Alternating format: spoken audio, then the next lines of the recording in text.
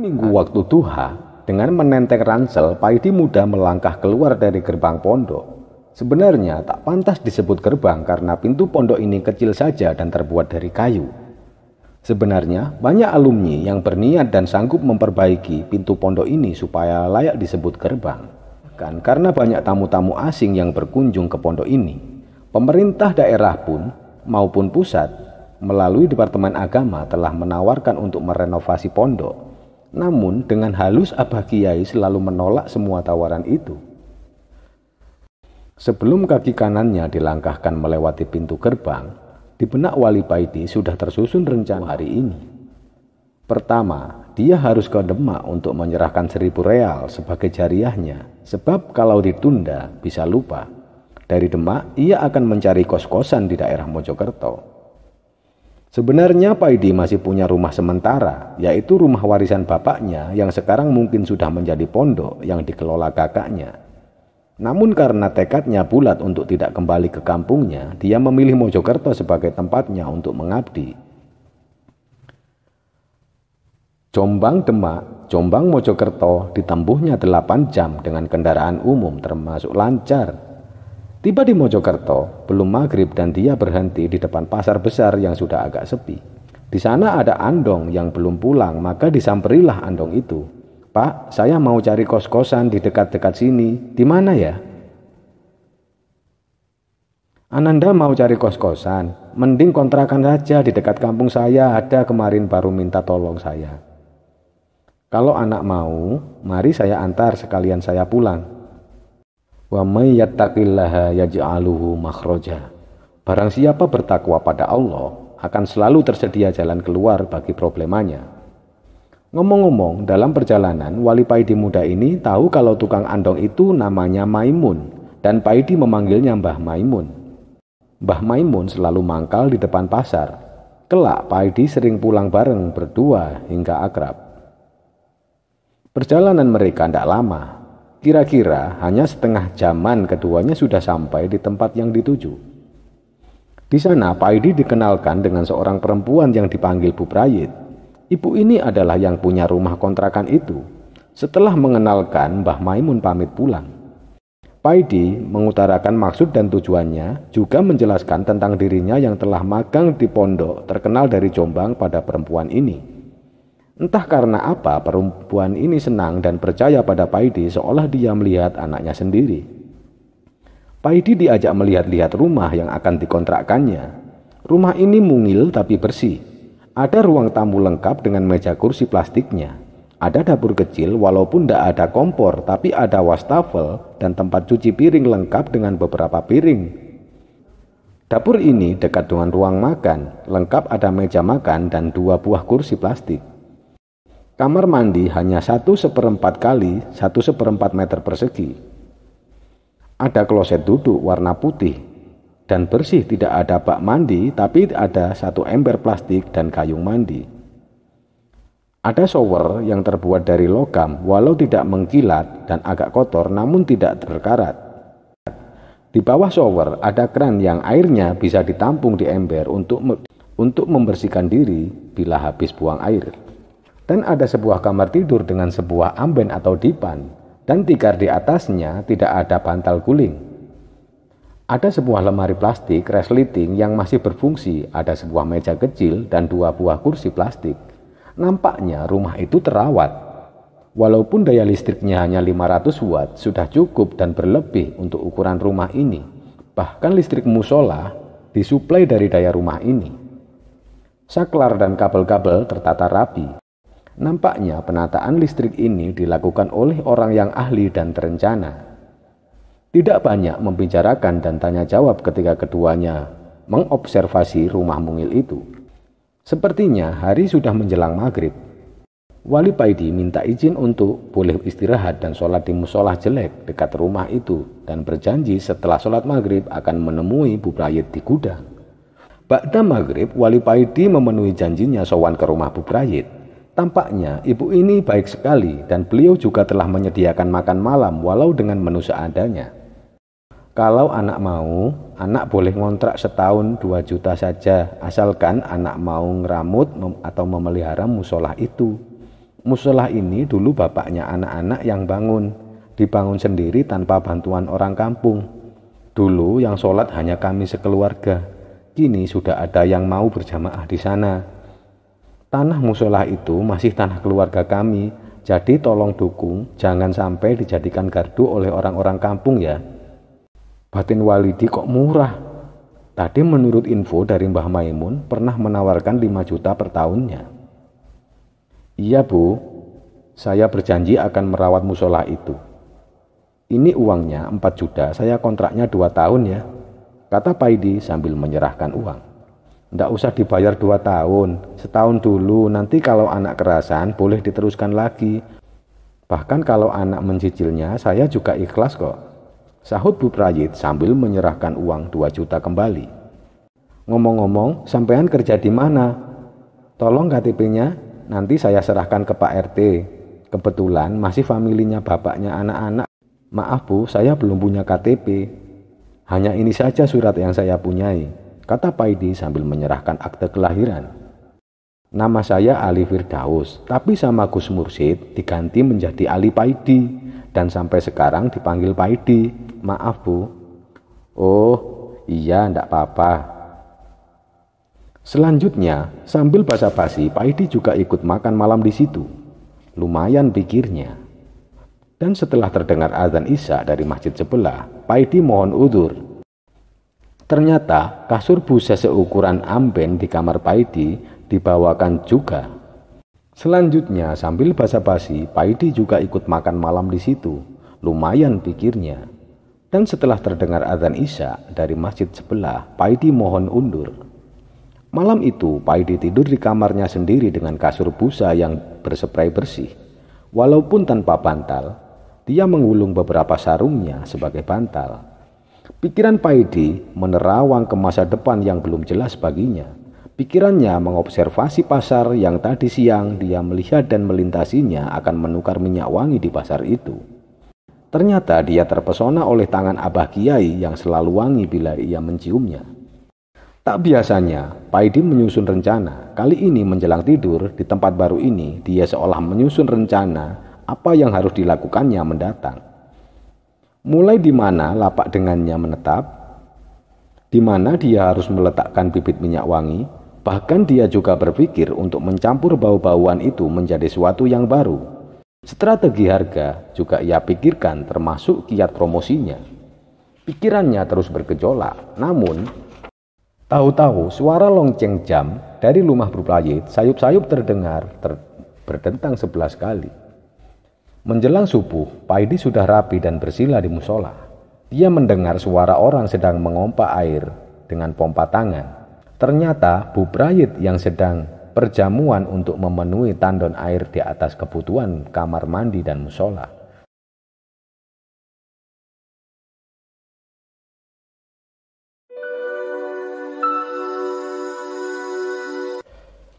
Hari Jumat bulan Muharram, pertengahan bulan, seperti biasanya, Wali Paidi melayani pelanggan kebutuhan Jumat.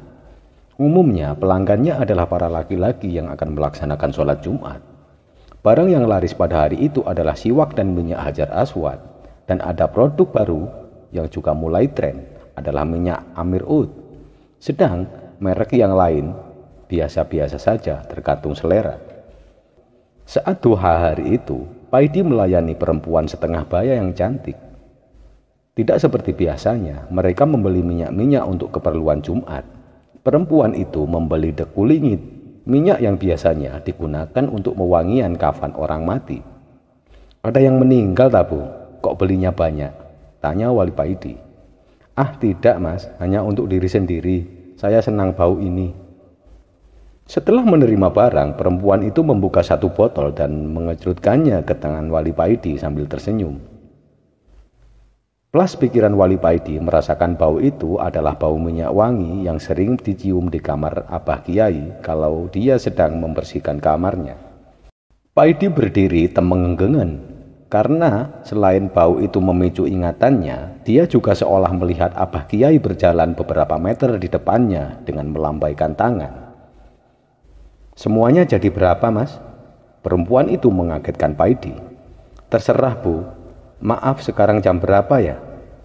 Loh, jangan gitu, saya beli loh. Iya Bu, saya jual, tapi sekarang jam berapa? Ibu itu melihat jam tangannya.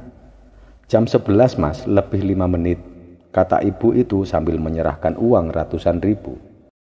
Terlalu banyak Bu, biasanya saya jual 30 ribu. Tapi untuk ibu 3 botol itu dibayar berapa terserah. Ya sudah kalau begitu, saya bayar 100 ribu semuanya, saya percaya. Iya, saya jual Bu, terima kasih, kata Paidi sambil menerima dan sekaligus meringkes uang yang ada di kotak. Pikiran Paidi tidak tenang, tapi dia tidak tahu firasat apa ini. Setelah menutup dagangannya dengan kain putih, Paidi berlindung menuju masjid di depan pasar untuk sholat Jumat. Sholat Jumat berjalan biasa-biasa saja. Tidak ada pengumuman yang mengejutkan. Cuman kali ini Paidi mengisi kotak infak lebih banyak dari biasanya. Selesai Jumatan, seperti biasanya dia tidak langsung membuka lapak tapi mampir dulu ke warung sate kambing depan pasar.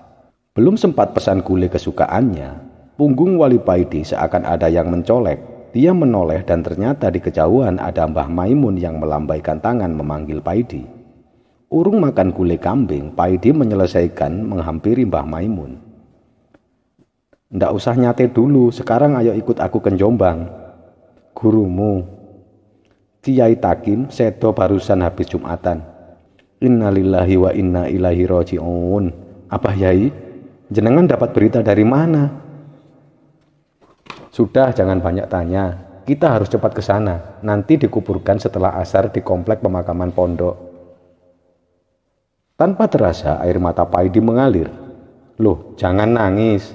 Kalau gembeng gitu, jangan ikut ke makam loh, kata Mbah Maimun mengingatkan Paidi.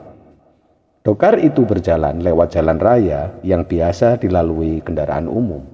Sangat santai dan terkadang disalip oleh mobil dan sepeda motor. Selama perjalanan, mereka berdua tak lepas dari bersolawat. Kadang saling bercerita, namun tetap dalam keadaan bersolawat. Dari perjalanan itu, Paidi tahu masa muda Abah Kiainya. Ternyata beliau ahli kanuragan. Sewaktu muda, Mbah Kiai bersama Mbah Maimun berusaha menangkap maling yang sering ngerusui kampungnya. Maling ini bila dikejar masyarakat dan dia masuk ke semak-semak, maka tidak akan bisa diungkap oleh masyarakat.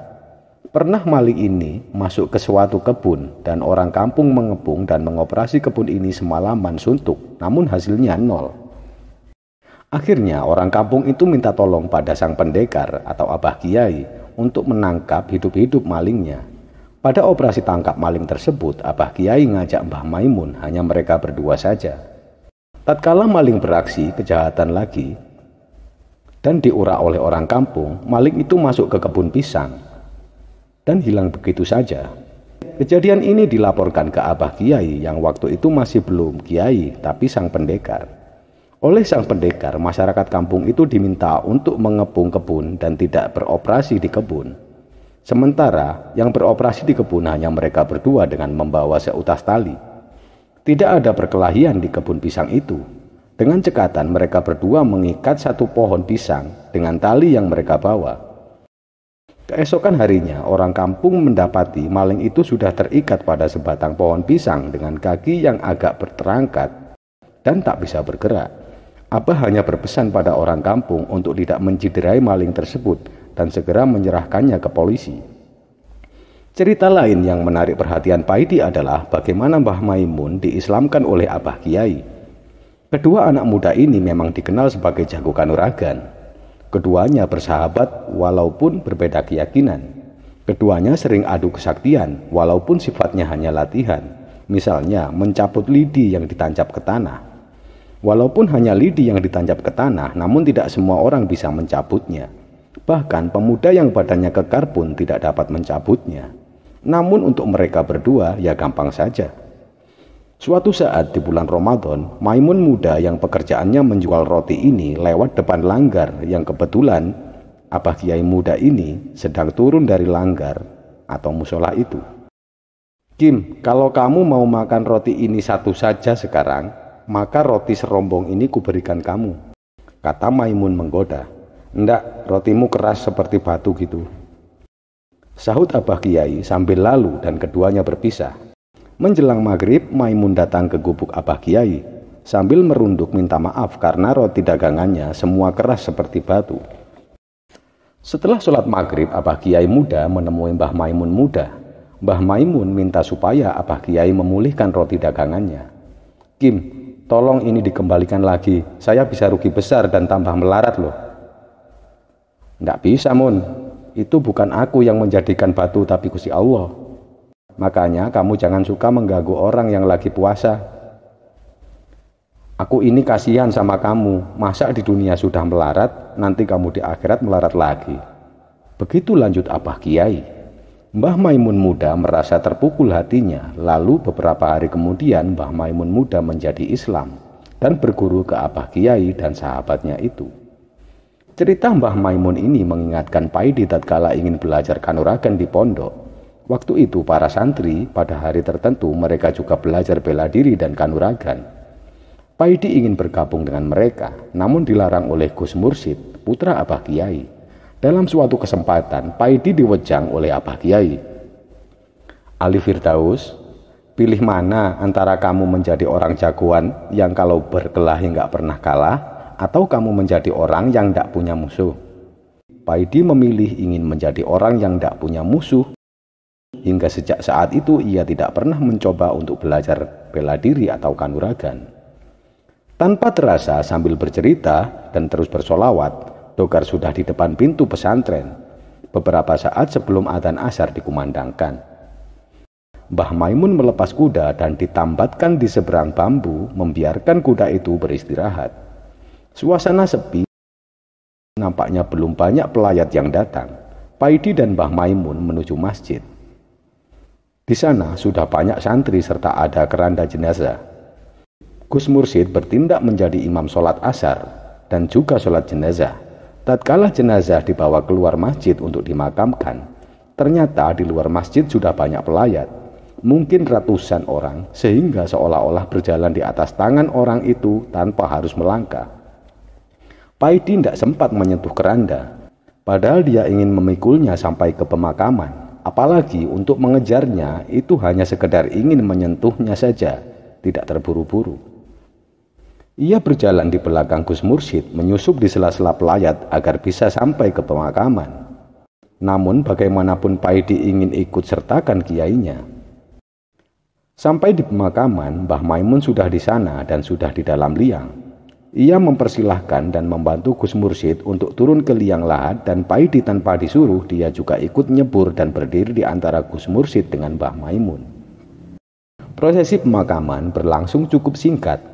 Selanjutnya mereka menuju pendopo dalam untuk menerima ucapan bela sungkawa.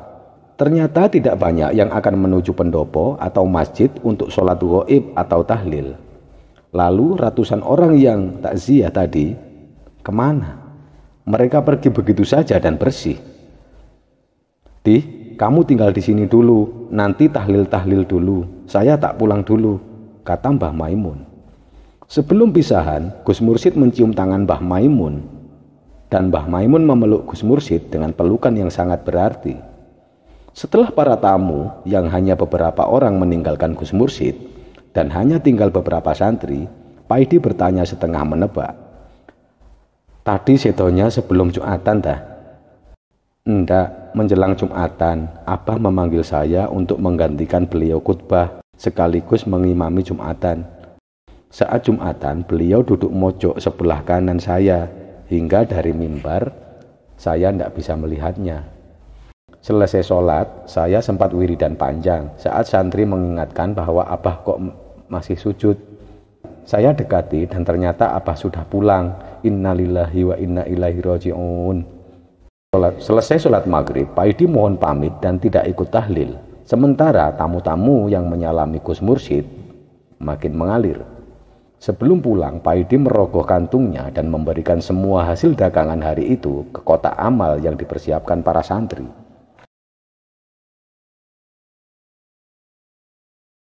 Setelah sholat duha di hari Sabtu akhir bulan, biasa Wali Paidi pergi ke Surabaya untuk kulakan minyak wangi. Namun pagi itu Wali Paidi kedatangan tamu anak muda utusan Mbah Maimun. Mas, panjenengan diutus sowan ke Mbah Maimun. Dia sedang sakit. Mendengar berita yang demikian, Wali Paidi membatalkan niatnya untuk pergi ke Ampel, Surabaya guna kulakan minyak wangi. Dia lebih mengutamakan mengunjungi handai tolannya yang terkena musibah daripada urusan dagangan. Apalagi dia pernah punya pengalaman dengan Mbah Maimun waktu takziah saat wafatnya Abah Kiai. Dari cerita Mbah Maimun, dia lebih mengenal Abah Kiai yang mungkin Gus Mursyid sendiri belum tahu. Sebab Wali Paidi tahu persis kalau Mbah Kiai tidak pernah cerita tentang dirinya, apalagi tentang kehebatannya. Ya, sampean balik dulu Mas, insya Allah saya menyusul, jawab Wali Paidi sambil menenteng sajadah turun dari musola. Beberapa saat kemudian, hampir bersamaan dengan sang utusan Wali Paidi, Wali Paidi sudah sampai di rumah Mbah Maimun karena memang jaraknya tidak terlampau jauh. Belum sampai masuk rumah Mbah Maimun, Wali Paidi sudah dicegat oleh istri Mbah Maimun dan diberitahukan bahwa Mbah Maimun sedang tidur. Jangan dibangunkan Mbah, biar saya tunggu di sebelah masjid. Nanti kalau Mbah Kakung sudah bangun, tolong saya dikabari ya, pinta Paidi pada istri Mbah Maimun sambil mencium tangannya dan berbalik menuju masjid. Karena etikanya tidak boleh merokok di masjid, maka Wali Paidi memilih bersandar di tiang serambi masjid sambil menikmati rokok dengan angin yang silir-silir. Rokok belum habis sebatang, tidak lama kira-kira 10 menitan, Wali Paidi tertidur sudah dibangunkan oleh anak kecil yang mengisyaratkan kalau Mbah Maimun sudah bangun. Meski tertidur hanya sebentar, namun Wali Paidi sempat bermimpi yang sangat nyata. Setelah bangun dari mimpi yang seperti nyata itu, karena dibangunkan bocah, maka Wali Paidi segera meluncur ke rumah Mbah Maimun. Tanpa harus izin dan minta izin pada yang punya rumah, Wali Paidi langsung nyelonong ke kamar Mbah Maimun. Di dalam kamar Mbah Maimun sudah ada segelas air putih dan secangkir kopi yang telah disediakan oleh istri Mbah Maimun untuk Wali Paidi. Di, aku sakit apa ya? Kok beberapa hari tidak sembuh? Sudah ke puskesmas dan memohon petunjuk Allah. Tadi malam aku mimpi kedatangan tamu orangnya pakai baju putih. Rupanya bersih dan bilang kalau aku harus tanya kamu tentang penyakitku ini. Kok aneh, padahal kamu bukan dokter atau dukun, kata Mbah Maimun tanpa menunggu Wali Paidi duduk. Atau malaikat Israel ya akan mencabut nyawaku, tapi suruh tanya kamu, mungkin aku punya hutang janji atau apa, lanjut Mbah Maimun sambil berusaha duduk. Wali Paidi tak segera menjawab, bahkan menanyakan hal lain. Ini kopinya untuk saya tambah. Maaf, saya minum loh Mbah, ujar Wali Paidi sambil mengeluarkan sebatang rokok. Setelah nyeruput kopi dan menyalakan rokoknya, Wali Paidi menyalami Mbah Maimun dan mencium tangan Mbah Maimun dengan takzim dan duduk kembali karena memang dari tadi Wali Paidi belum salaman dengan yang punya rumah. Sampean ini nggak sakit Mbah, penyakit sampean ini sampean buat sendiri karena sampean sembrono, ujar Wali Paidi menunduk dan membuat Mbah Maimun penasaran. Sembrono, maksudmu apa? Dijelaskan dengan bahasa dohir saja, jangan pakai sanepan, saya sudah tidak kuat mikir sanepan, timpal Mbah Maimun sambil duduk agak maju. Saya tadi nunggu sampean tidur.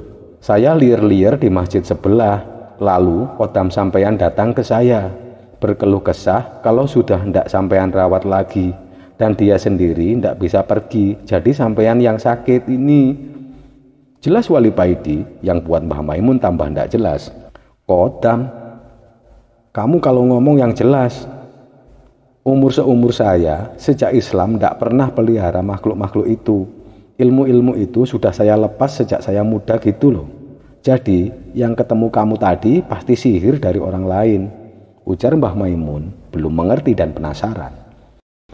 Maaf, jangan suudzon, gini loh Mbah, panjenengan waktu di Mekah beberapa tahun yang lalu, tepatnya di hari Senin Legi bulan Safar, tahun itu bertempat di rumah Syekh Masyayikh.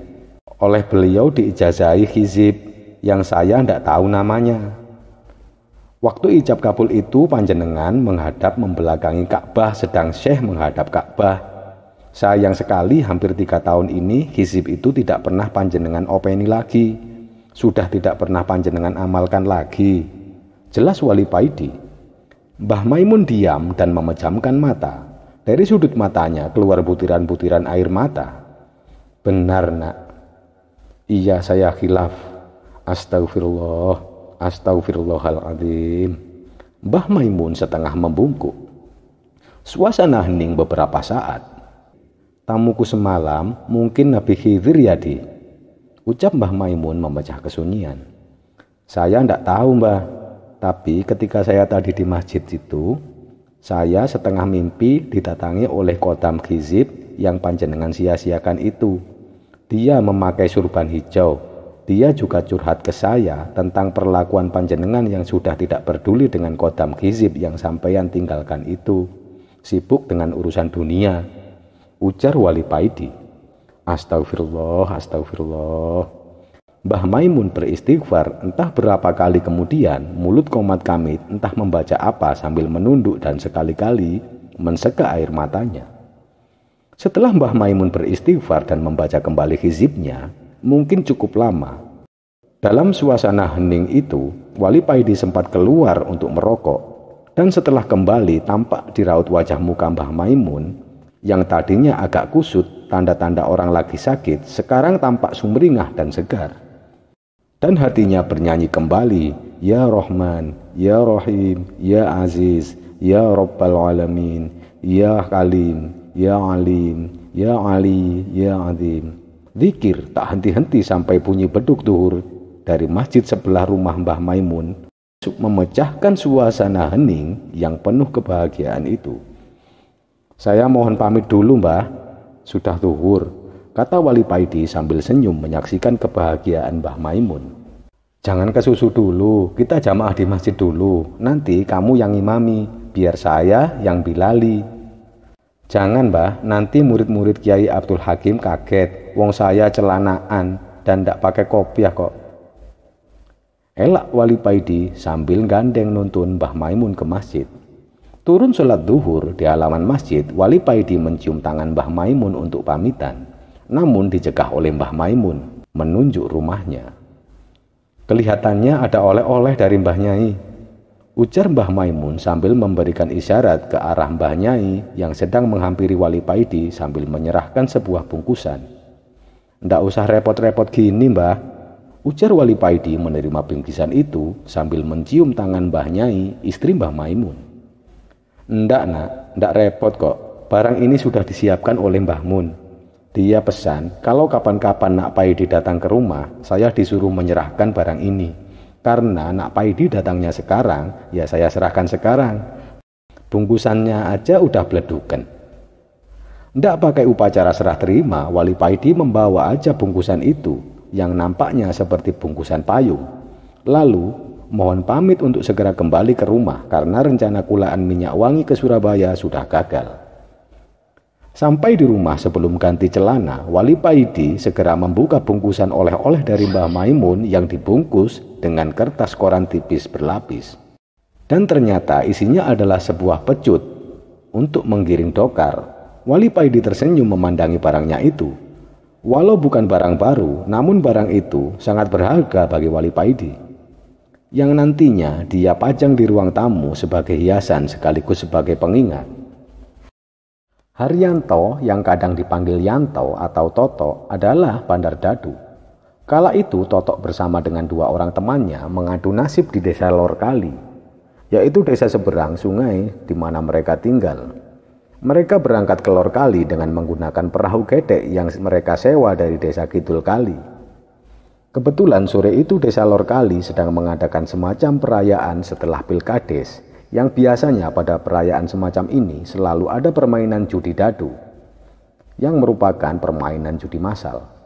Haryanto atau Totok bukan sembarangan bandar, dia sangat lihai memainkan mata dadunya. Di kalangan para bandar, Haryanto dikenal sebagai bandar liat ilatan, karena pada jungkup penutup dadunya diberikan tambalan semacam lidah atau ilat dalam bahasa Jawa. Dia tidak pernah mengocok mata dadunya seperti bandar yang lain. Dia hanya mengumpulkan ketiga mata dadu, kemudian menutupnya dengan cungkup. Namun, dia sangat bisa mengontrol nomor-nomor mana yang akan ditampilkan oleh mata dadu. Tentu saja nomor yang dia keluarkan adalah nomor-nomor yang sedikit ditomboi. Penjudi dadu yang lalai pun mengagumi teknik bandar ini sehingga banyak menimbulkan penasaran. Tak terkecuali malam itu. Dasaran atau kalangan Haryanto sangat ramai, sebab selain lihai memainkan mata dadu, dia juga tidak serakah walaupun selalu menang. Penggemarnya tidak selalu kalah, kadang dibuat menang sedikit. Yang kalah pun tidak bisa habis-habisan, tapi kalah sedikit. Namun secara keseluruhan bandar ini selalu menang. Umpama tidak ada aturan keramaian, mungkin kalangan Haryanto ini bisa ramai sampai subuh. Tapi aturan di desa itu, keramaian dibatasi hanya sampai jam 11:30 malam. Sehingga suka tidak suka mereka harus bubar atau dibubarkan pamong desa. Tengah malam seusai bubar perayaan mereka, balik ke pinggir sungai ke tempat perahu gedek mereka tambatkan. Rupanya malam tadi terjadi hujan deras, namun di tempat keramaian terang-terang saja. Mungkin pawang hujannya cukup sakti untuk menolak hujan, sehingga sungai agak meluap dan sialnya perahu gedek raib dari tambatannya. Entah hanyut, entah diambil orang, yang jelas telah raib walaupun mereka telah hilir mudik mencarinya. Loh, Mas Paidi, mau kemana? Celetuk salah satu teman Toto menyapa Wali Paidi. Mau pulang ke seberang. Ini pingin cari tunutan gedek sampean kok. Jawab Wali Paidi menghampiri mereka. Mau pulang ke seberang. Ini pingin cari tunutan gedek sampean. Jawab Wali Paidi menghampiri mereka. Haryanto nampaknya kurang senang dengan kehadiran Wali Paidi. Dengan penerangan sinar bulan yang tinggal separuh, Haryanto mengamati Wali Paidi mulai kepala hingga kaki. Gedek kami hilang, Mas. Mungkin hanyut atau dicuri orang, sahut teman Toto yang tadi menyapa Wali Paidi. Lalu bagaimana? Masa nginep di sini? Kalau mau, mari pulang bareng saya, tawar Wali Paidi. Lewat mana, Mas? Sahut dua orang dari mereka hampir bersamaan. Kita bersatu, bergandengan menghadap sungai. Begini, kata Wali Paidi sambil menggandeng Haryanto dan diikuti oleh yang lain saling bergandengan. Selanjutnya kita pejamkan mata dan berkata Bismillah. Demikian kata Wali Paidi memberikan aba-aba. Sudah, buka mata. Dan saya tak kencing dulu di situ, kata Wali Paidi melepaskan gandengan lalu pergi ke balik semak-semak. Herannya, mereka kok nurut ya? Posisi mereka tetap menghadap ke sungai dengan tangan masih bergandengan. Lama Wali Paidi tidak kembali. Haryanto berkomentar, kita dikerjai orang itu. Saya curiga dengan dia. Saya sering melihat orang ini. Kalau tombok tidak pernah meleset. Hingga kalau kedatangan orang ini, saya sengaja bubar dan biasanya sebentar lagi polisi datang. Jangan-jangan dia itu SP. Kemana dia? Biar tak hajar dia. Tunggu dulu, itu kan gedek kita. Tapi kita di mana? Tadi di belakang kita kan sawah. Tukas teman yang menyapa Wali Paidi tadi. Hei, kita telah di seberang sungai. Kampung ini saya kenal. Rumah saya tidak jauh dari sini, kata teman satunya. Haryanto masih belum sepenuhnya paham. Dia perhatikan di seberang sungai memang tak sama dengan pemandangan yang tadi. Walau hanya dengan penerangan sinar bulan yang tinggal separuh, tapi Haryanto jelas bisa membedakan antara pemandangan tadi dan sekarang. Diperhatikan sekelilingnya juga berbeda. Tadi sawah, sekarang rimbun dan tegalan. Hati Haryanto melunak dan mulai mengagumi orang yang dianggap selalu mengganggu bisnisnya ini. Siapa orang tadi? Saya mau meguru kepadanya, tanya Haryanto pada temannya. Meguru apa? Dia itu orang alim, kerjanya jualan minyak wangi di pasar besar. Kalau kamu meguru apa? Mau ngaji? Tukas kawan yang kenal dengan Wali Paidi. Korak-korak pasar aja sungkan sama orang ini. Mau belajar apa kamu? Sambungnya meragukan niatan Haryanto untuk meguru kepada Wali Paidi. Keesokan harinya Haryanto sudah di pasar besar, kira-kira jam 10:30. Ia nggak mungkin bisa datang lebih pagi karena kebiasaannya bangkong atau bangun kesiangan. Setelah tanya sana-sini tentang pedagang minyak wangi Paidi, akhirnya menemukan lapak Wali Paidi yang masih ada calon pembeli di lapak itu. Walaupun tidak berjubel, tapi calon pembeli kayaknya tidak putus-putus. Setelah menjelang zuhur, Wali Paidi seperti biasa menutup dagangannya dengan kain, meringkes uang yang ada di kotak dan pergi ke masjid seberang pasar. Sebelum Wali Paidi keluar pasar, Haryanto sudah mengejar dan menyapanya. "Mas, kenalkan, nama saya Haryanto. Namun orang sering memanggil saya Toto. Saya sangat berterima kasih tadi malam telah sampean tolong menyeberangi sungai." Wali Paidi celinguan karena merasa tadi malam dia tidak kemana-mana. Bahkan bangun tahajudnya hampir setengah 4. Hanya 4 rakaat sebelum targhim berkumandang. "Ya, nanti kita ngobrolnya setelah zuhur aja ya mas. Sekarang mari bareng aku ke masjid situ." Haryanto walaupun berprofesi sebagai bandar dadu, tapi dia masih bisa sholat. Walaupun jarang-jarang sholat, tapi dia masih runtut bisa mengikuti prosesi sholat zuhur. Haryanto menuju tempat wudhu, sedang Wali Paidi langsung melakukan sholat tahiyat masjid dan lainnya. Setelah sholat zuhur, Haryanto undur dulu ke belakang untuk cegat Wali Paidi. Tak berapa lama setelah jamaah zuhur berangsur surut, Haryanto melihat Wali Paidi masih sedang sholat sunnah. Tak lama setelah itu mereka sudah duduk di serambi depan masjid. "Mas, saya mau berguru ke sampean. Nama sampean Mas Paidi kan? Saya ini bandar dadu. Dan kalau sampean datang, saya segera menutup kalangan karena sampean kalau tombok titis. Saya tahu sampean orangnya berilmu. Oleh karena itu, saya mau berguru ke sampean. Lalu, apa yang harus saya lakoni saya manut?"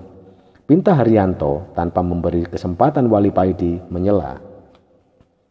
Wali Paidi diam tak menjawab apa-apa. Suasana menjadi hening sejenak, kemudian Wali Paidi menjawab, "Sampean pergi ke kota Jombang dan cari toko onderdil mobil dan sepeda motor Yakuza.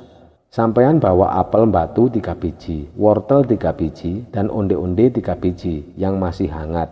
Berikan pada penjaga tokonya agar diberikan ke juragannya. Setelah itu sampean tunggu." "Kapan mas?" "Kalau bisa ya sekarang, paling lambat besok sebelum zuhur," jawab Wali Paidi tegas. Tidak ada keraguan dalam hati Haryanto karena yakin orang yang dihadapinya bukan orang sembarangan. Dia juga tak berani menerjemahkan sandi yang diberikan oleh Wali Paidi. Ia berniat akan pasrah dan manut pada calon gurunya.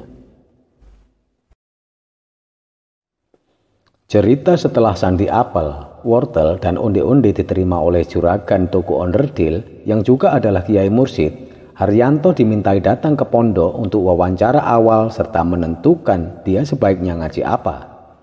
Dengan membawa sekoper pakaian dan beberapa uang, dia sudah siap untuk mondok dan tidak ingin pulang sebelum mendapatkan ilmu.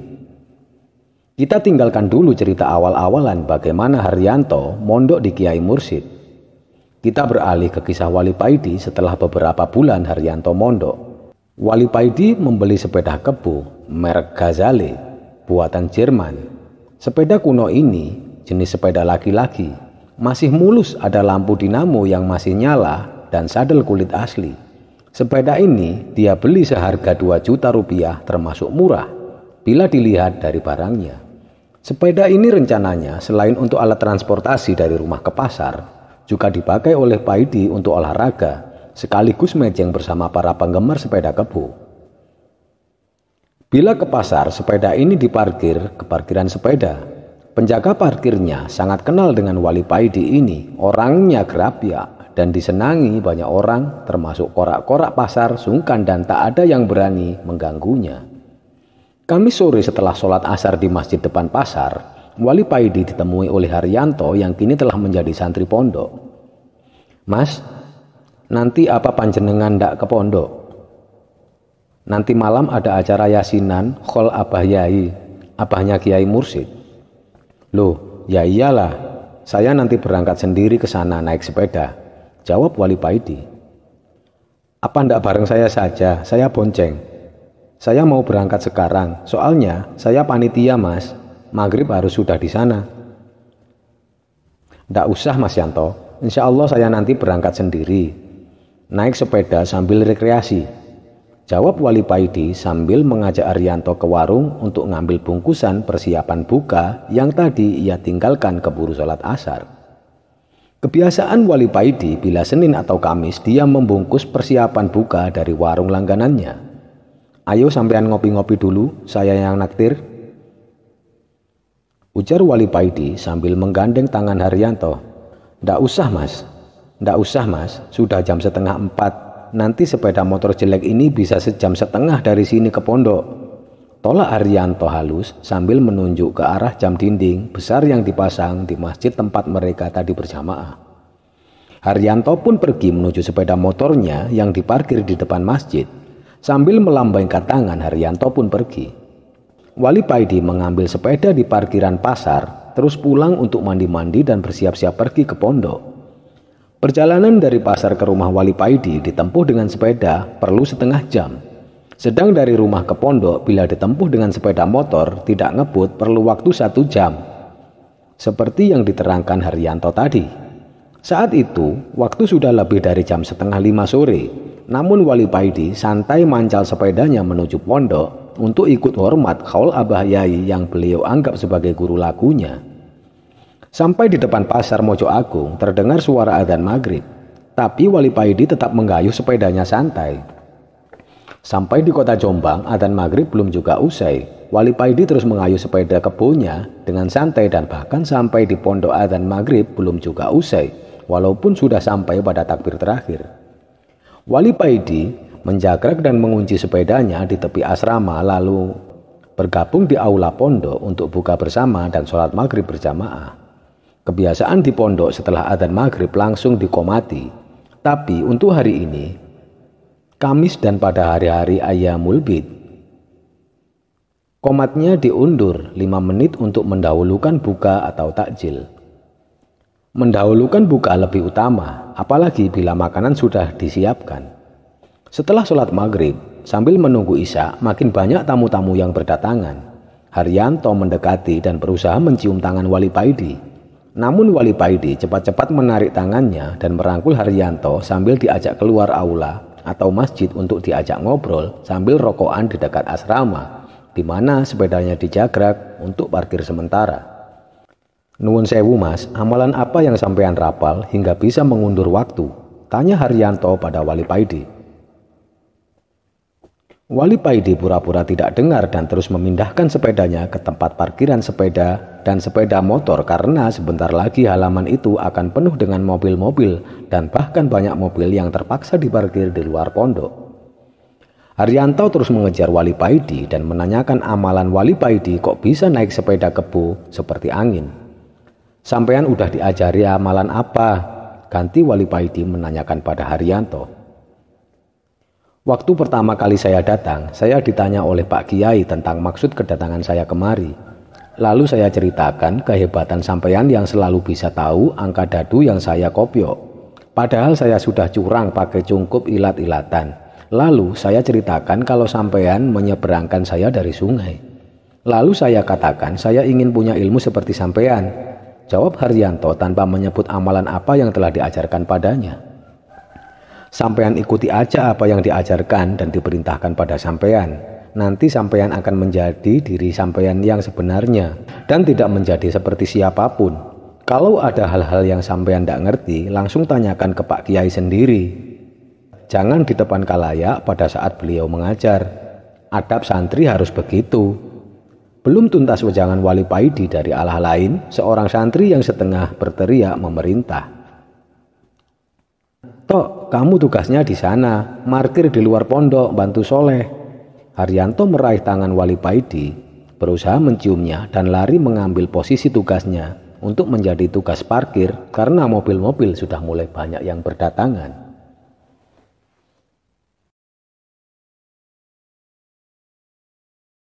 Rabu sore di masjid depan pasar di mana Wali Paidi sering berjamaah zuhur dan asar. Di situ sedang mengadakan pengajian rutin tiap ba'da asar, hari Rabu atau Rabuan. Tema dan topiknya ganti-ganti tergantung ustadz atau kiai yang membawakan. Pengajian ini bersifat umum, siapa saja boleh bergabung mendengarkan atau menanyakan sesuatunya. Wali Paidi sengaja tidak ikut dalam majelis, tapi sambil duduk-duduk di serambi depan masjid, Wali Paidi mendengarkan sebagian apa yang disampaikan oleh kiai yang memberikan tausiah. Pikiran Wali Paidi masih mengganjal perihal orang gila yang di terminal beberapa hari yang lalu. Di antara sadar dan melamun, Wali Paidi mendengar tausiah pengajian. Mana yang lebih baik, mempunyai ilmu gelut hingga tidak pernah kalah dan tidak pernah dikalahkan, atau ilmu yang tidak akan memusuhinya karena kasihan, atau karena apapun, keduanya sama-sama tidak punya musuh.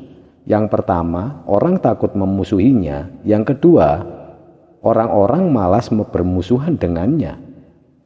Tanya Kiai kepada para hadirin. Sebenarnya ini adalah materi lama bagi Wali Paidi.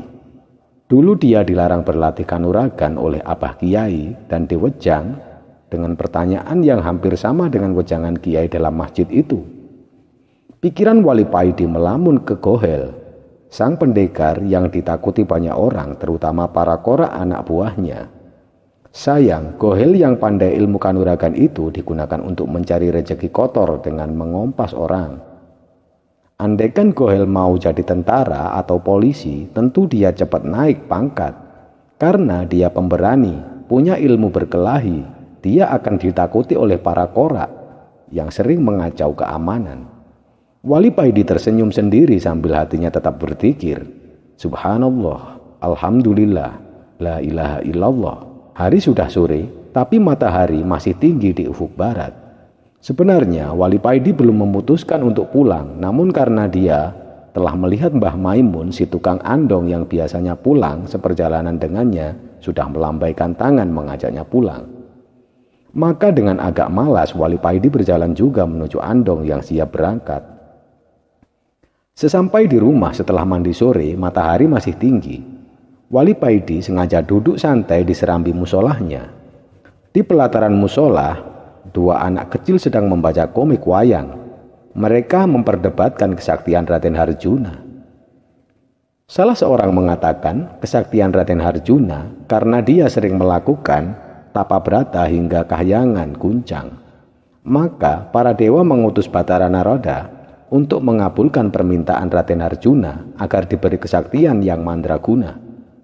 Wali Paidi memanggil kedua anak itu dan diberinya uang. Suatu kebiasaan yang sering dilakukan oleh Wali Paidi hingga banyak anak kecil yang suka padanya. Mereka juga sering mendengarkan cerita-cerita khayal yang disampaikan oleh Wali Paidi. Kebanyakan cerita-cerita itu berbau pendidikan agama Islam. Kali ini Wali Paidi ingin mendengarkan anak-anak itu yang bercerita. Anak-anak itu diminta untuk bercerita tentang Nabi Ibrahim. Tapi anak-anak itu tidak mau, katanya kurang seru.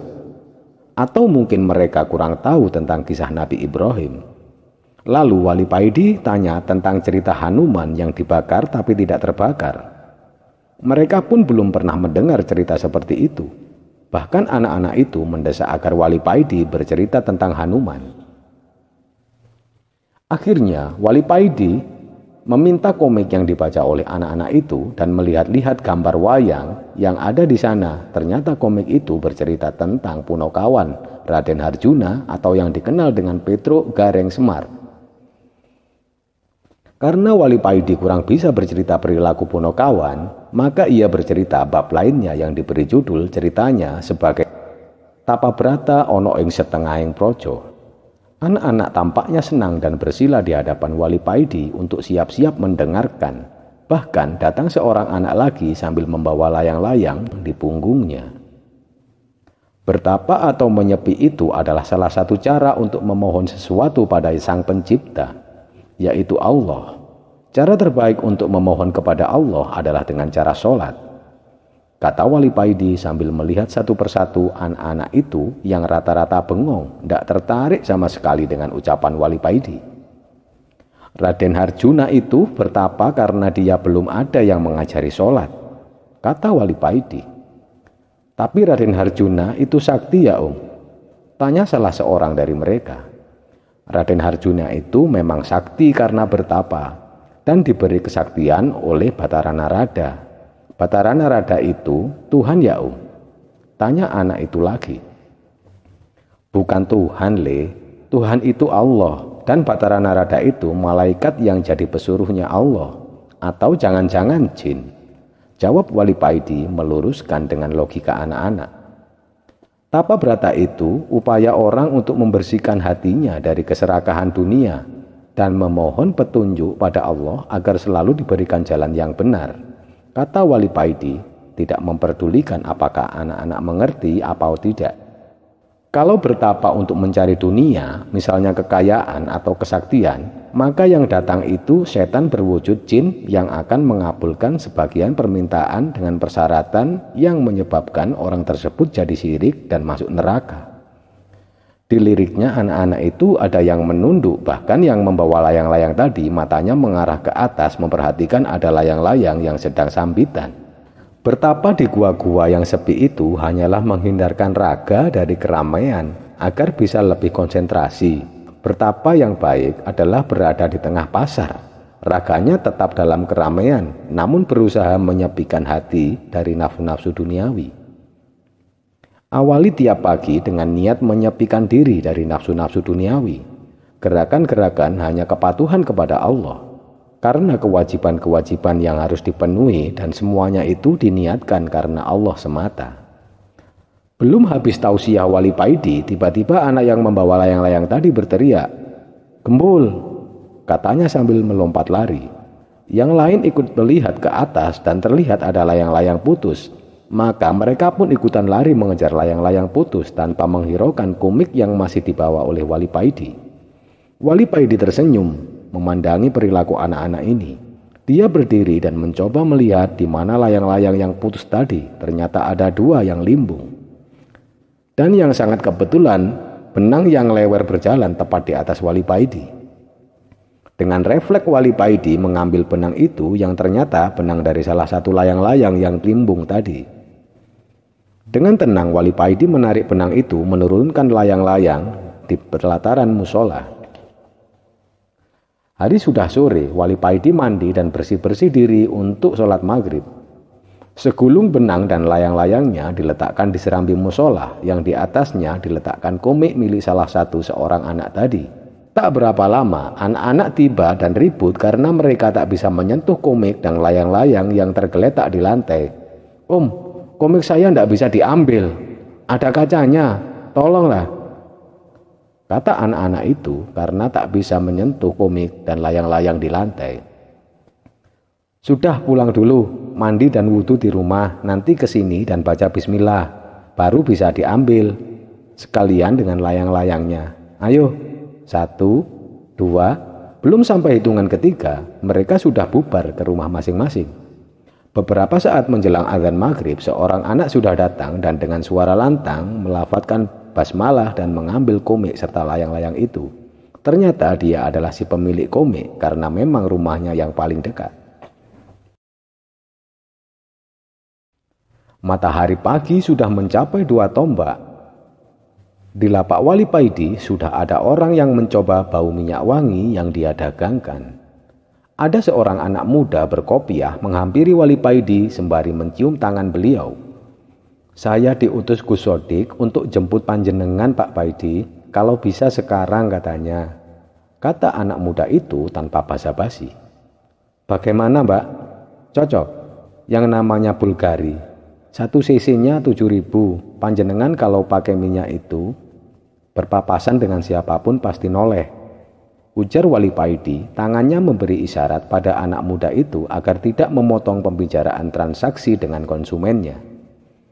"Enggak, yang ini saja Mas," kata calon pembeli sambil menunjukkan minyak 10 cc-an yang dipilihnya. "Oh, itu Jovan, agak murah, 50.000 per botolnya," jawab Wali Paidi. Pembeli itu mengangguk dan menyodorkan uang biru 50 ribuan, berkata sambil, "Saya beli ya Mas." "Oh iya," sapa Wali Paidi sambil menerima sehelai uang itu. "Ada musibah apa Gus Sodik kok minta datang sekarang?" tanya Wali Paidi pada utusan Gus Sodik. "Saya kurang tahu Mas, pokoknya sampean diminta segera datang. Makanya saya dibawa mobil untuk jemput sampean sekarang." Karuan saja Paidi segera meringkes uang yang ada di laci lapaknya. Ternyata hanya 2 lembar dan tanpa menghitung dulu, langsung ia masukkan ke dalam saku. Kemudian ia menutup kain pada dagangannya, seraya berkata, "Ayo mas, kita pergi sekarang, paling Gus Sodik butuh ini." Ujar Wali Paidi sambil menunjukkan 100 cc minyak Bulgari pada penjemputnya. Gus Sodik adalah adik Kiai Mursyid. Dia memang diwarisi toko garmen yang lumayan besar di kota itu.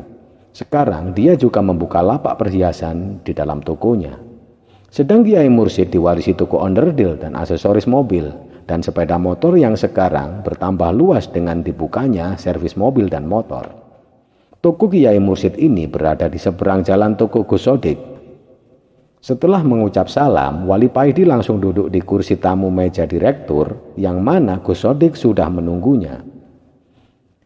"Ini saya bawakan pesanan sampean," kata Wali Paidi sambil meletakkan botol Bulgari di atas meja. "Bukan itu yang saya maksudkan. Ini loh lemari besi baru kok ndak bisa dibuka, padahal masih baru.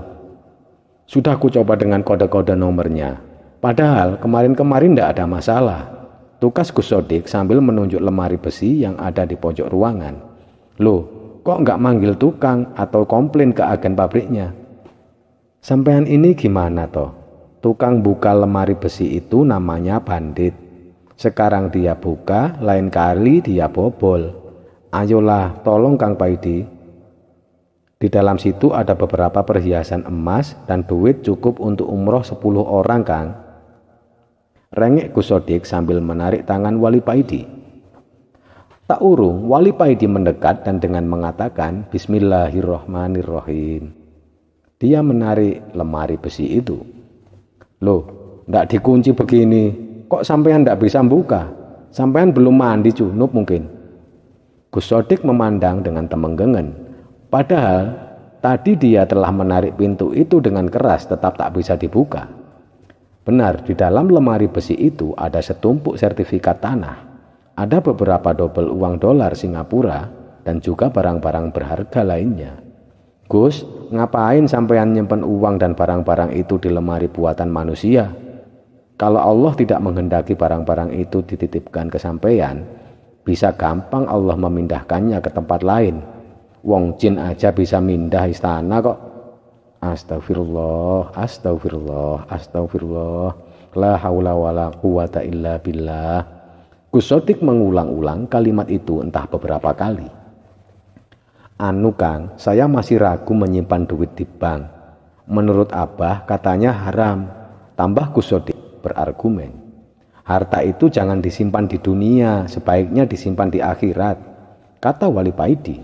"Sampean itu kayak Kang Mursyid, dia sekarang hanya ngurus pondok, sedang saya disuruh ngurus dunia. Itu toko onderdil dan bengkelnya itu diurus oleh santrinya, dan saya suruh ngawasi dan bimbing mereka. Bimbing dan memanggil orang itu ada mangkelnya, ada marahnya, ada suuzonnya. Semua itu nyerempet-nyerempet dosa. Nanti kalau saya ngeluh, bilangnya sabar, sabar, innallaha ma'asobirin."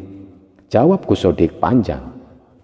Kang Mursyid itu ibarat puasa dikala ndak punya makanan. Sedang sampean ibarat puasa dikala banyak makanan.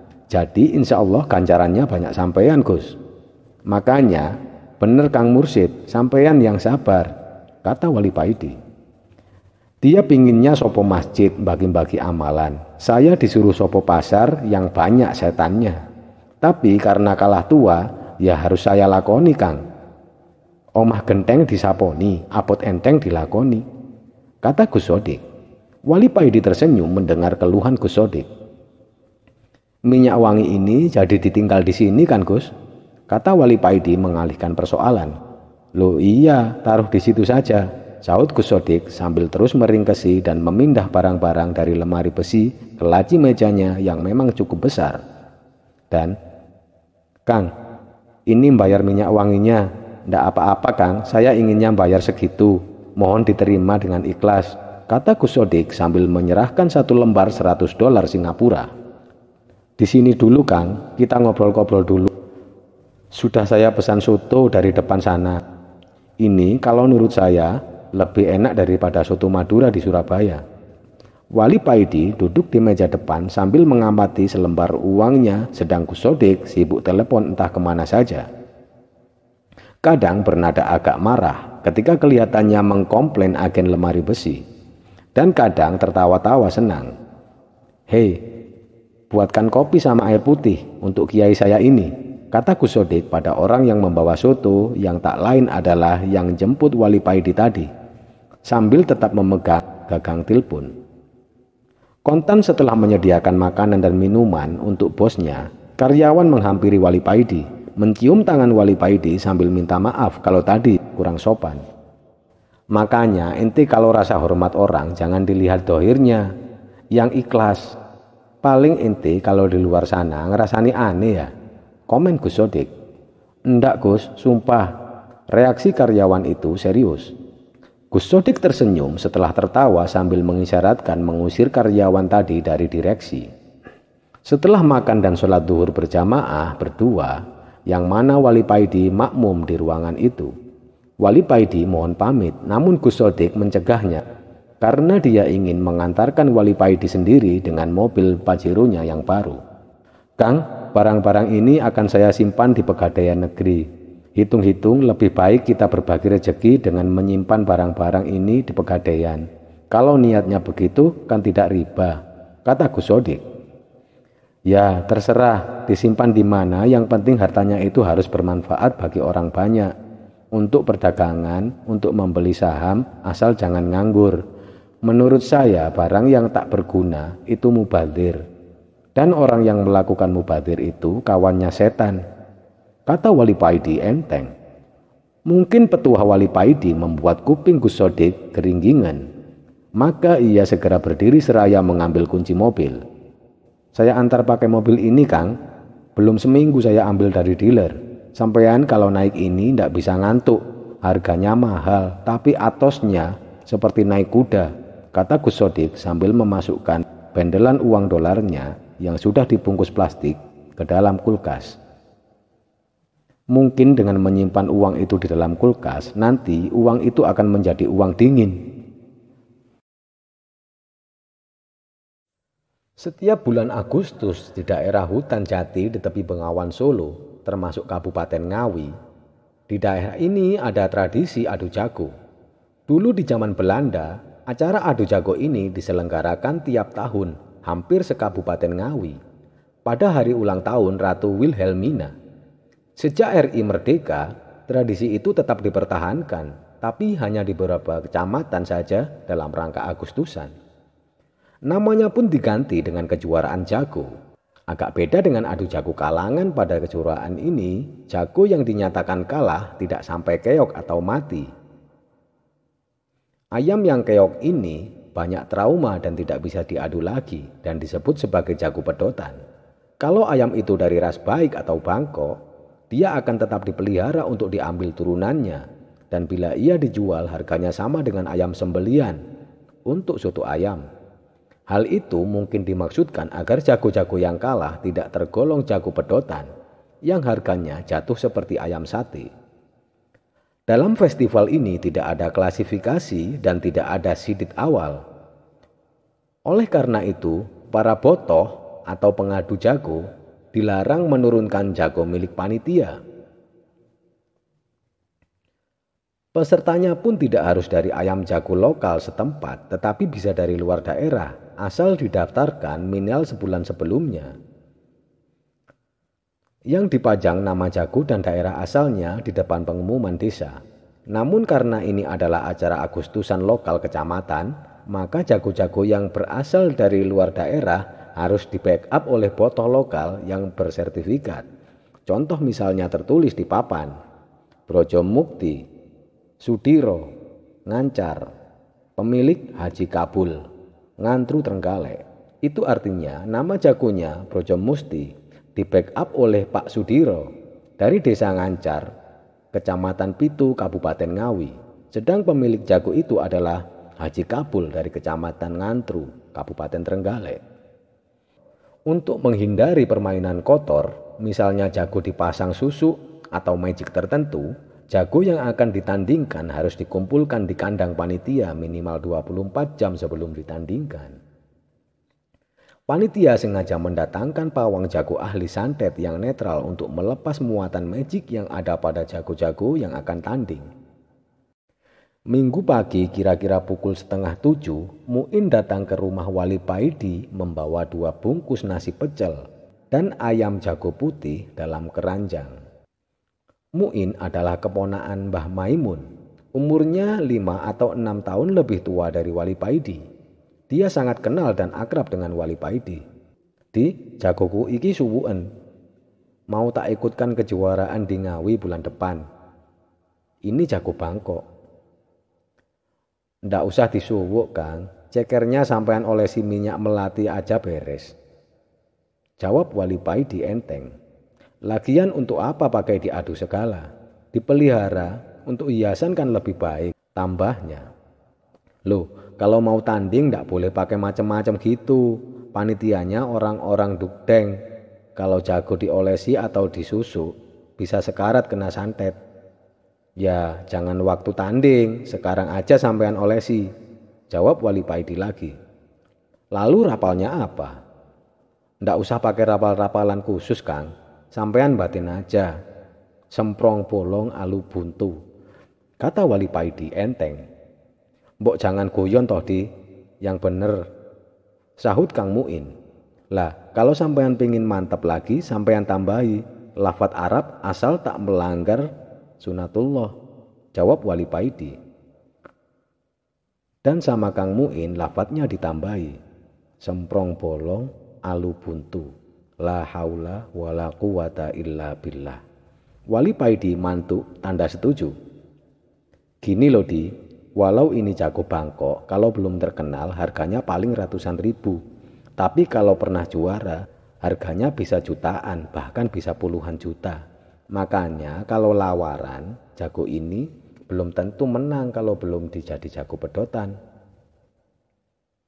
Ya harganya naik, tapi tidak seberapa bila dibanding jago pernah juara. Untuk bisa ikut kejuaraan saja, saya harus mengeluarkan hampir sejutaan. Ada biaya pendaftaran, mencakup biaya pemeliharaan, bayar botohnya saja tarifnya 400 ribu. Karena botohnya bersertifikat," jelas Kang Muin. Singkat cerita, jago Pak Muin sudah didaftar dan diumumkan di papan pengumuman desa dengan nama Topi Kaji Jali Sonde. Pemilik Pak Muin Soko Mojokerto diberi nama Topi Kaji karena jago itu berwarna putih blirik. Pertandingan rencananya akan diselenggarakan pada hari Minggu Kliwon tanggal 13 Agustus mulai jam 9 pagi sampai menjelang maghrib. Sengaja panitia memilih tanggal 13 karena merupakan tanggal sial. Pesertanya cukup banyak hingga dibagi dalam 4 grup. Tiap grup ada 8 jago. Dilakukan dengan sistem gugur, hingga nantinya hanya ada 4 ekor jago yang masuk semifinal. Festival atau pertandingan tahun ini dipul di lapangan Ngancar, Kecamatan Pitu, Kabupaten Ngawi. Di lapangan itu telah dibuat 4 buah kalangan besar-besaran yang dihiasi dengan bendera kecil-kecil merah putih dan bendera kalangan merah, hijau, kuning, dan biru. Dasar kalangan diberi kadut karung yang dijahit dan dipagari dengan bambu. Suasananya cukup ramai, walaupun oleh panitia telah dipasang spanduk besar dengan tulisan "Dilarang berjudi", tapi tetap saja mereka bertaruh untuk tiap pertandingan. Topi Kaji masuk di grup kalangan kuning. Event tiap pertandingan tak memakan waktu lama karena sistem yang dipakai ayam yang terluka duluan dinyatakan kalah. Muin walau tampak diam batinnya selalu wirid, "Semprong bolong alu buntu." Sesuai dengan saran Wali Paidi. Tidak sampai 2 jam Topi Kaji sudah menjadi juara grup kuning. Jam 12 lebih sedikit, speaker panitia sudah mengumumkan jago-jago yang masuk semifinal. Dari kalangan merah, Brojo Musti Sudiro Ngancar, pemilik Haji Kabul, Ngantru Trenggalek. Dari kalangan kuning, Topi Kaji Jali Sonde, pemilik Pak Muin, Soko Mojokerto. Dari kalangan hijau, Bledok Putih, Romeli, Ngancar, pemilik Pak Muin, Pitu Ngawi. Dari kalangan biru, Rojopati, Junet, Ngancar, pemilik Pak Junaidi, Pitu Ngawi. Semifinal urutannya Brojomukti vs Beleduk Putih dan Topi Kaji vs Rojopati. Kemudian panitia juga mengumumkan kalau pertandingan dimulai jam 1:30 tepat. Ndak ada azan zuhur, ndak tahu masjidnya di mana. Yang ada hanya toilet umum, 2 buah kontainer yang disediakan di pinggir lapangan. Muin terpaksa wudhu di salah satu kontainer, kemudian nunut sholat di warung. Jam 1:30 pertandingan dimulai dan jam 2:10 panitia sudah mengumumkan. Finalisnya adalah Beleduk Putih dan Topi Kaji. Setelah juara 3 dan 4, jelas pemenangnya, kalangan dibersihkan untuk pertandingan final. Pada pertandingan final ini aturannya agak beda. Bagi jago yang terluka 2 kali baru dinyatakan kalah, karena kedua jago ini belum pernah terluka karena jalu. Gong pertandingan final berbunyi, kedua jago dimasukkan kalangan. Ternyata Masya Allah, kedua jago ini kembar plek. Mereka juga tidak mau bertarung, hanya keliter-keliter dalam kalangan, dan tatkala kedua jago itu keluru dengan waktu yang bersamaan dan bersuara pun sama. Maka penonton mulai komentar, ini curang, ini bukan ayam beneran, ini ayam daden-daden. Siapa yang punya? Taruhan yang tadi batal karena lawannya bukan ayam beneran. Teriak penonton membuat suasana menjadi gaduh. Pamong Praja sigap turun lapangan untuk menghindari tawuran massal. Karena yang tadi menang taruhan pasti tak mau batal. Muin yang menyaksikan peristiwa itu beringsut menyelinap keluar lapangan. Panggilan untuk Pak Muin dari Mojokerto dan Pak Muin dari Ngawi, mohon segera ke meja panitia. Begitu suara dari loudspeaker, Muin mendengar, tapi dia acuh dan mempercepat langkahnya agar segera mendapat kendaraan pulang. Dia tidak peduli dengan jagonya yang masih tertinggal di sana. Yang dia pikirkan segera sampai jalan raya dan dapat kendaraan pulang sambil hatinya misuh-misuh. Ini pasti pekerjaan Paidi. Rabu sore di akhir bulan Agustus di Musola Wali Paidi biasanya mengadakan acara Rabu Pungkasan yang adatnya diisi dengan membaca Al-Mulk 3 kali, dimulai setelah maghrib sampai menjelang Isya. Jamaahnya tidak banyak, paling hanya 3-5 orang saja, termasuk Wali Paidi. Sore itu agak istimewa karena disediakan kue-kue kering dan kopi oleh Wali Paidi. Kue kering sisa Agustusan yang dirayakan di lapangan dekat musola Wali Paidi. Setelah berjamaah Isya, hari Rabu Pungkasan ini biasanya di serambi musola ada diskusi ngalor ngidul tentang masalah-masalah agama dan yang gaib-gaib dari bapak-bapak jamaah musola yang 3 orang itu. Sedang anak-anak biasanya langsung kabur. Tapi kali ini agak beda, selain dari 3 orang aktivis musola yang biasa hadir, ada ketambahan anak muda kampung situ yang barusan menjadi mahasiswa ITS.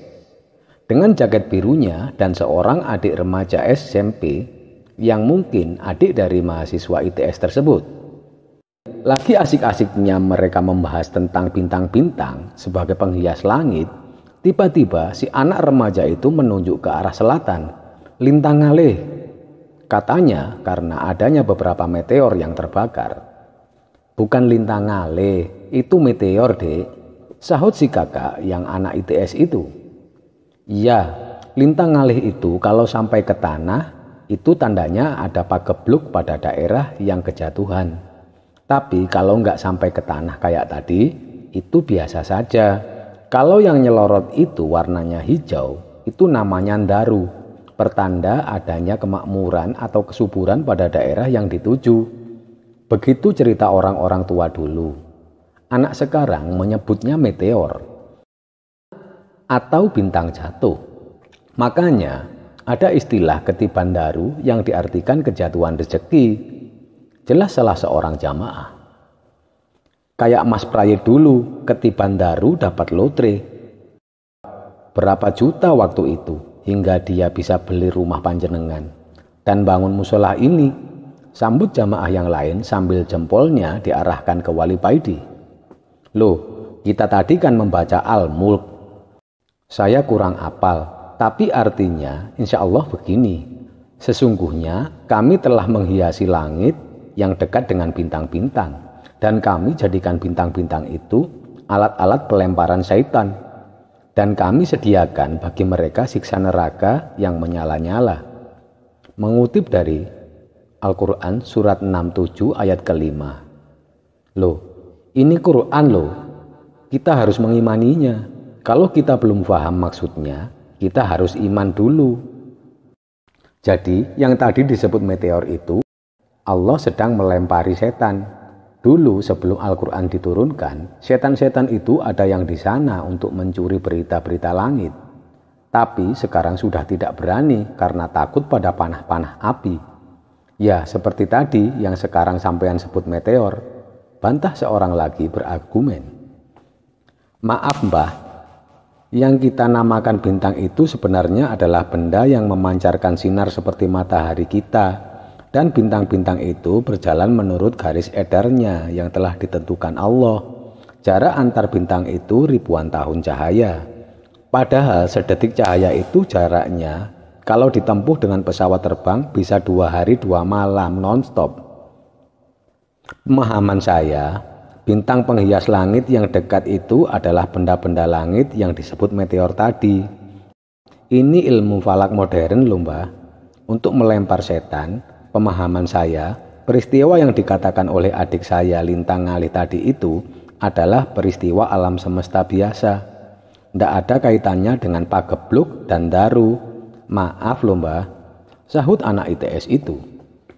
Wali Paidi memperhatikan dan menyimak perdebatan itu dengan serius, terutama terhadap argumen anak ITS ini. Wali Paidi manggut-manggut merasa lebih masuk akal.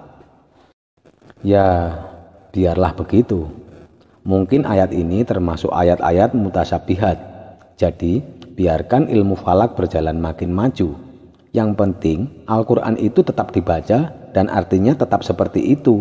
Biar tafsirnya yang makin lama makin maju, sesuai dengan kemajuan zaman. Yang penting, kita tetap iman bahwa firman Allah itu benar. Ujar Wali Paidi menengahi. Loh, ayo kopinya diseruput, nanti keburu dingin loh, kata Wali Paidi lagi sambil mengambil cemilan. Mereka ikut mencicipi cemilan dan nyeruput kopi yang disediakan. Bukan peristiwa biasa le, itu semua tanda-tanda alam dari Allah, namanya ayat-ayat kauniyah. Ayat-ayat ini harus kita baca dengan ilmu-ilmu yang kita punyai. Jadi kita memakai peristiwa Lintang Ngalih ini tidak boleh kita biarkan sebagai peristiwa biasa. Harus ada maknanya. Cuma kita belum mengerti atau belum bisa memaknai. Cuma cara memaknainya harus tetap dalam kerangka iman. Tidak boleh syirik. Misalnya peristiwa gerhana. Dulu waktu saya kecil kalau ada gerhana, orang kampung pada nabuh kentongan agar semua pada bangun. Sapi-sapi, kuda, ayam supaya pada bangun. Anak-anak dilarang keluar rumah sampai gerhana selesai, baru boleh mainan di halaman lagi. Karena gerhana bulan itu, katanya bulan sedang dimakan Betara Kala. Kalau anak-anak di luar nanti bisa dimakan Betara juga, kata seorang dari mereka. Lah, kalau gerhana matahari, Betara Kalanya ndak kepanasan mbah, celetuk anak ITS tadi. Ya, itu cerita dulu. Memaknai peristiwa alam dengan pikiran Betara Kala itu yang ndak boleh.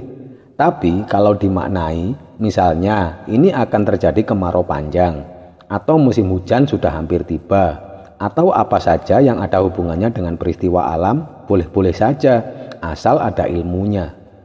Benar atau salah itu urusan Allah. Kita hanya mereka-reka berdasarkan petunjuknya. Kan begitu Dek Paidi? Tambah orang yang menerangkan tadi. Ditunjuk begitu, Wali Paidi manggut-manggut saja. Entah dia setuju dengan pendapat itu atau sekedar basa-basi, kita kurang tahu. Obrolan ngalor ngidul sudah berganti topik dan tetap gayeng hingga tanpa terasa waktu sudah mendekati jam 9 malam.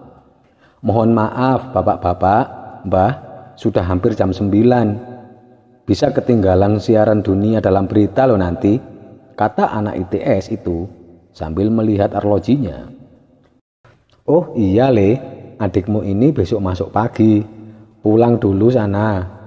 Kalau kami masih ingin membahas wirid-wirid yang menenteramkan hati, sahut salah seorang dari mereka. Begitulah kebiasaan mereka setiap hari Rabu pungkasan. Setelah sholat Isya mereka selalu cangkruan bermanfaat. Biasanya jam 10 mereka sudah bubar.